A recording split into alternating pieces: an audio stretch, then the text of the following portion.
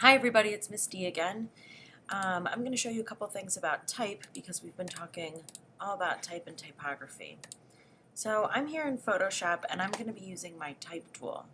Remember that our type tool is along our tools on the left hand side of our interface. So if I take my type tool and I click on my screen, I can type. And because I clicked, I'm typing on a line that will go on and on forever, and you can see it's even gone off the side of my page. If I highlight my text, I can come up to the options bar here and do a couple things.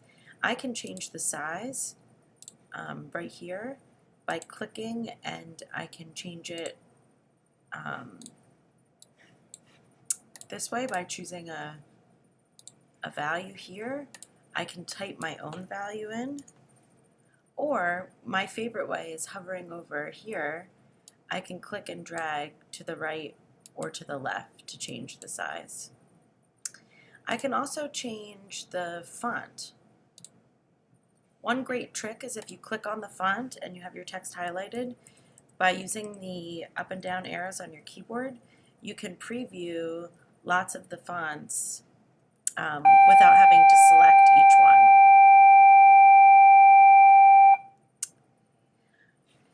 Now that I've made some changes, I want to make sure I come up here and click this check. If I instead, let's say I make a different change, if I instead use the return key, which is often what we do when we're making a transformation, you'll notice what happens. I've now replaced my type with return, which is telling the computer to go one line down. And that's not what I want to do. So I can edit undo or Command Z on my keyboard and then press the check. Alright, so I have my text and now I want to move it around my canvas. So in order to do that, I need to either go to my move tool or press V on the keyboard, and now I have my move tool and I can move my type around.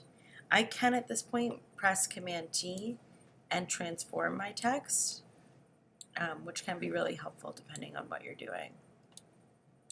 I want to show you a couple other things that you can do with your text that isn't as readily available in your options bar right here.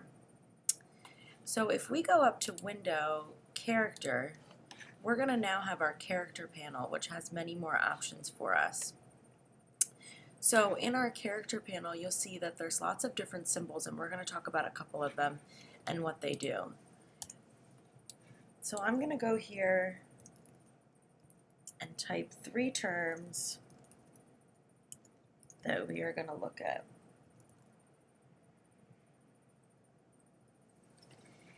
The first one is called leading. If I select all of my text here and notice that it's on 3 different lines, leading is this symbol right here. It's the 2 A's on top of each other with little arrows. I can change the distance between the lines of text. And I can do it numerically here, or I can type my own number in, but my favorite way is to slide right or left. So I can make them really tight, almost stacking on top of each other, or I can make them really far apart. If I ever want to go back to just normal, I can go here to auto. The next is tracking. So if I highlight tracking here, right underneath leading is tracking. Again, I can do it numerically here, or I can click and drag. Tracking changes the distance between each character equally. So if I go to the right, it's going to spread my characters equally out. If I go to the left, it's going to bring them closer together. I can even stack them on top of each other. If I want to go back to just normal, I can come here and click 0.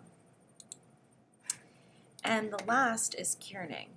So with Kearning, you're going to change the distance between characters, but instead of doing all of them like we did with tracking, we're going to choose just 2. And the way that we tell the computer we want just these specific 2 is we put our cursor there. So if I want to change the distance between the K and the E, I'm going to put my cursor between the K and the E. And right here, I can slide and I can make them farther apart, Or what's more common, I feel like I use more, is making them closer together. And if I ever want to go back, I can press 0 and it goes back to what is standard.